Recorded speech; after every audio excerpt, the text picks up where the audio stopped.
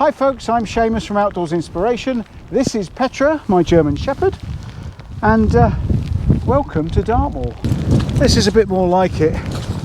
Wind, rain, mist blowing in and out, boggy ground,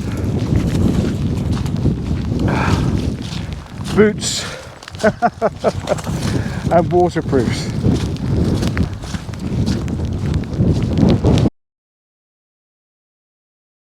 We're off for a wild camp tonight, and we're not going too far. I've actually walked from home. I wanted to get out the house in a bit of a hurry tonight, so I just packed a few things. And in actual fact, I've ended up packing pretty much a winter load of kit. 4-season tent, winter bag, winter mat. So everything I need for an overnighter, and the base weight is just under 6.5 kilograms. So I'm quite impressed with that, really.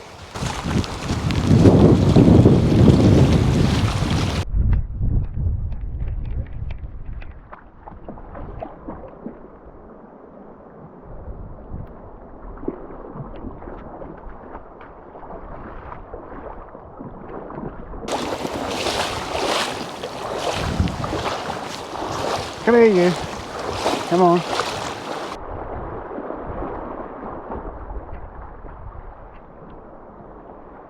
Come on.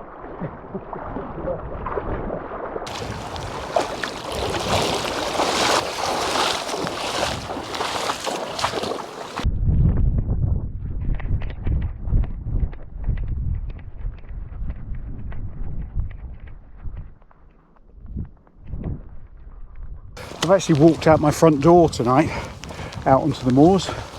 I'm very lucky to live in the heart of Dartmoor National Park.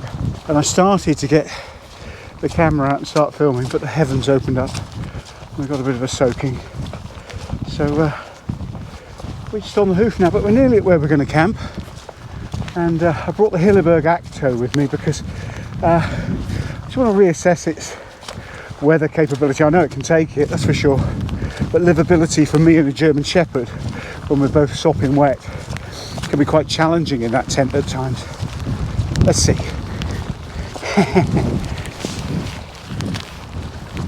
Good girl, up, up. Up, up.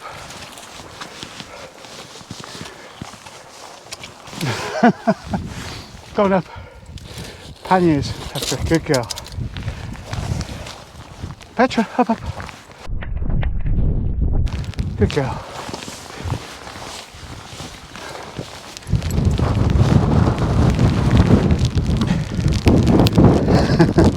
Welcome to Dartmoor.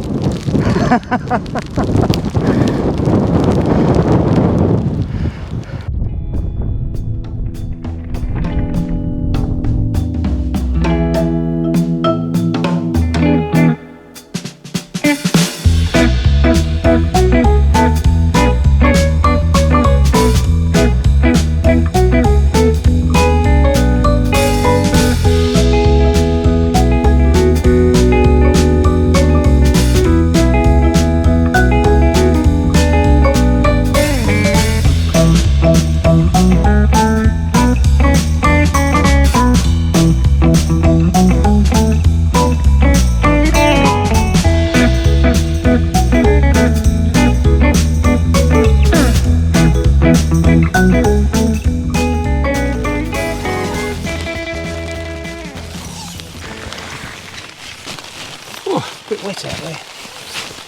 Petra? Good girl. Come on, lay down. Good girl.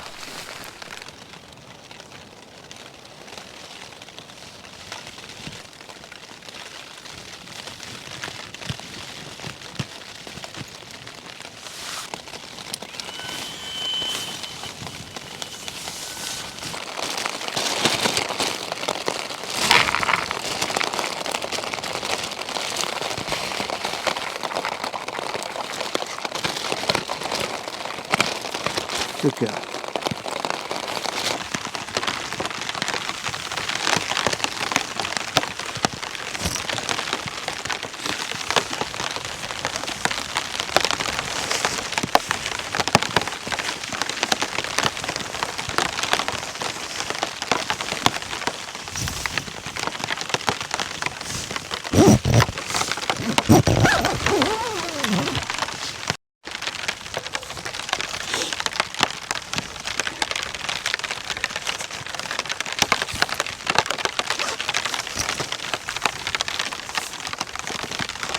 There was torrential rain coming through there. I'm not sure how much I caught on camera or how much will come out in the edit, but it was absolutely thumping through here.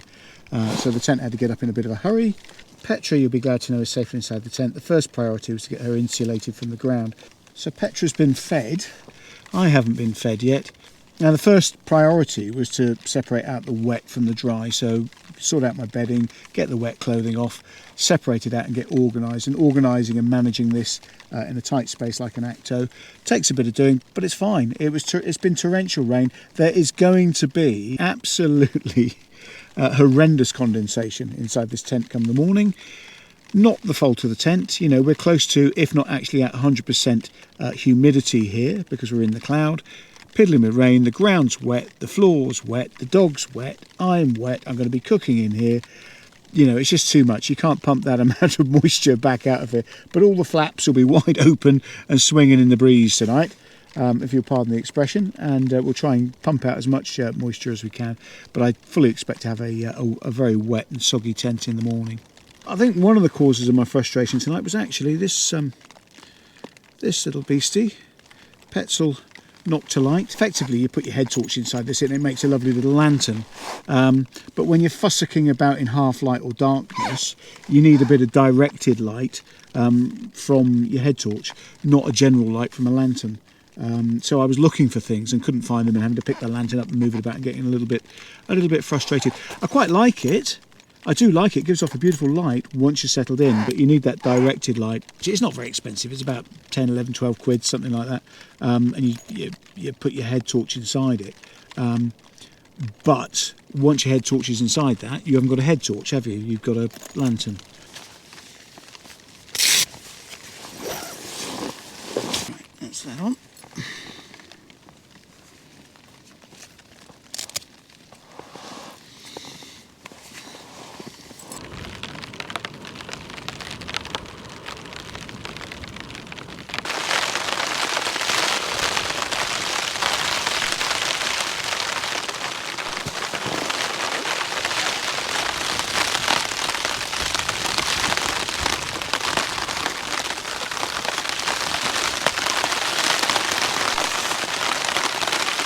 Custard apple crunch, my absolute favourite pudding. Not for dogs though, Petra. Look, it says on the packet. See? It says on the packet, not for dogs. Alright, maybe a bit is.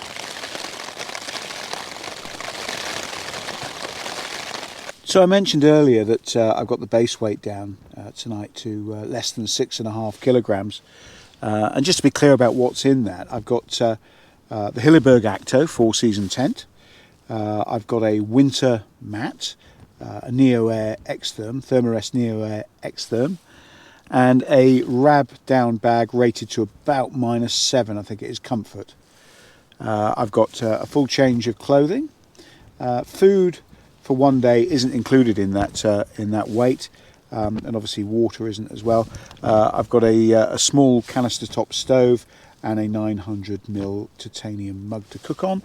And obviously all the other bits and bobs that I would normally carry on a wild camp. So I'm quite happy with that. I mean, 6.5 kgs. That's in a 33 litre rucksack. Petra carries her own gear, so she's got her warm jacket, bed, food, water, and bowl for the night. She doesn't carry anything at all for me. That would be unfair on the dog, to be perfectly honest. I'm not using her as a pack animal. She carries about 3 kilograms of her own weight for a single overnighter. I was quite glad to have the bag with the the warm, dry clothing in tonight. I nearly left it behind, but I've got my thermals on and some down booties, which were very welcome because my socks are over there. Obviously, I've got dry ones for the morning, but they're they're soaking wet.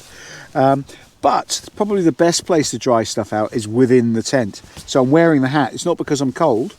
Even with my lack of hair, but this was sopping wet by the time the tent was pitched. It's now pretty much dry, so the heat from my head has been warming that through and drying it. Same with my trousers. They're lying next to me inside the bed there. They'll probably be dry by morning. If not, they'll be dry by the time I take the tent down, provided it isn't raining, because my body heat will start to warm through those modern textiles. And taking the Akto instead of the Hilleberg Solo reduces the weight considerably. I think I can't remember what the weight of this is, 1.4 kilograms, something like that. It's not very heavy at all.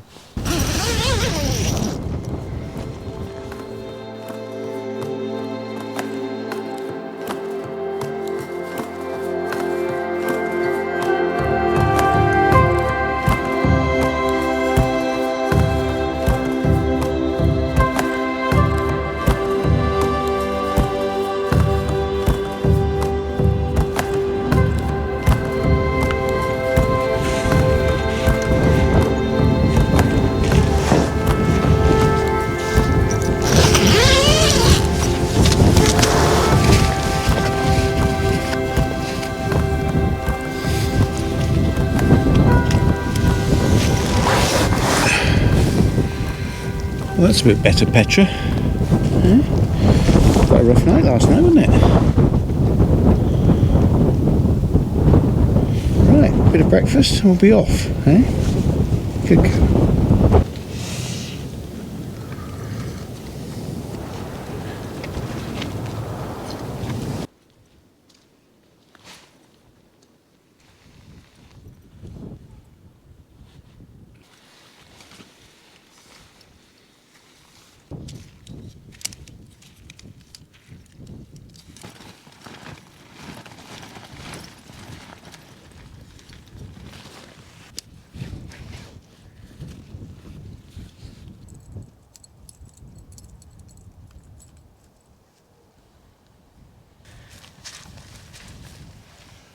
So those great towering clouds above are marvellous examples of cumulonimbus. Clouds associated with a cold front, and it's certainly that this morning. And heavy showers, and later in the year sleet, snow, hail showers. Come on in. Good girl. Let's get that on you.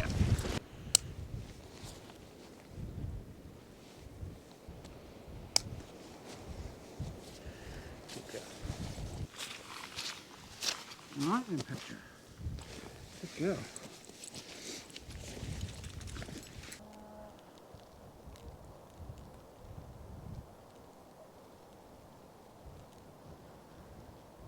So we're not going to leave it there this morning. We're going to head off into Foggintor Quarry and have a little look around there. Foggintor Quarry is a beautiful quarry, and normally in the winter and for the most part in the summer when I walk there, there's nobody there. This year it's been inundated with people, and I've got no issue with that. I've got no issue with people exercising their right to enjoy the open countryside in the same way that I do.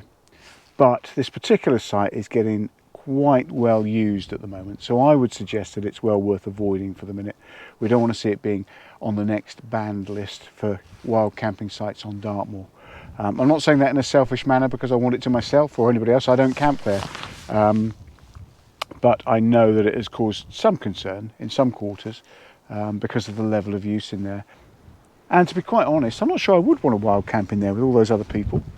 That's not what wild camping's about, really, is it? Anyway, we're going to have a look in there because it's quite a historic quarry, and that's the reason why we're going to have a look in there. And meanwhile, if you like what we do with the channel, please think about subscribing. There's a button just about there.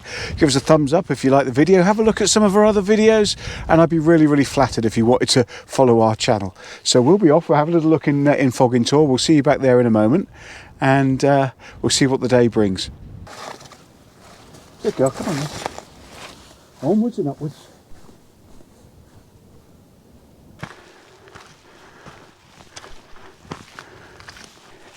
Dartmoor granite is famed for having a great load-bearing strength. The best grain and the best granite of all from Dartmoor came from Hilleberg Quarry. But the people who owned and ran Hilleberg Quarry probably realised that that was quite a good thing. So when they closed Hilleberg Quarry down, they formed the Hilleberg Quarries Company. And that's what Foggintor was then bought under. So although stuff was being touted as coming from Hilleberg Quarries, it was probably, can't say for sure, but probably just a tad misleading because it was coming from Foggintor. But nonetheless, there were great loads of stone taken from here. The stone that built Nelson's Column came from here. The stone that built London Bridge came from here. And yes, people will say, no, it didn't. It came from Foggintor Quarry. No, it came from Foggintor Quarries. You get the gist. So we'll have a look in here. It's an absolutely fabulous site. There was one particular load of granite. They split with a £10 charge, and that one block weighed 1,000 tons. I can't remember the dimensions, but it would have been huge. There were 300 men employed in this quarry at one point. Not just quarrymen, but blacksmiths and wheelwrights and all the people they needed for support. There was admin people, a manager. There were cottages built for people to stay in and live in. There was a manager's office and obviously loading bays. So it was quite a hive of activity here.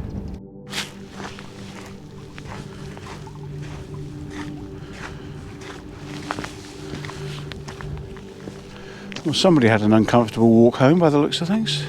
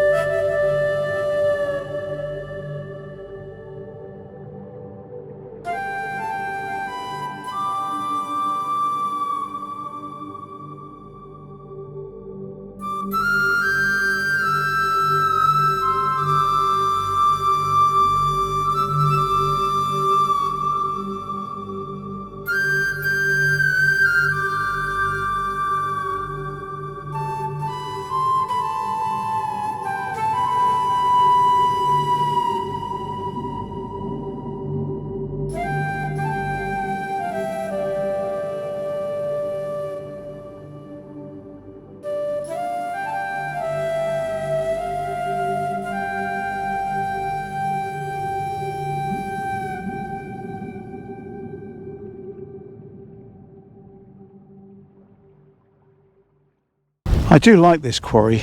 I've always been fond of it. I haven't been back in here since before the lockdown, the main one back in the spring, and that's because it was inundated with wild campers afterwards. And these guys here, it was really refreshing to see some responsible wild campers. It is on the Dartmoor camping map, but like I said, we don't want to over egg it or overdo it. But you know, it's a small group of responsible wild campers just enjoying the Dartmoor countryside. I used to teach rope rescue skills here on these cliffs and in this part of the quarry here.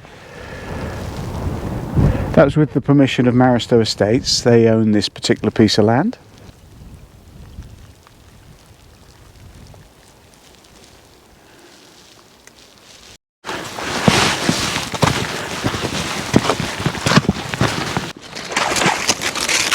Oops. Come on. Up. Good girl. That's an unintended swim, wasn't it?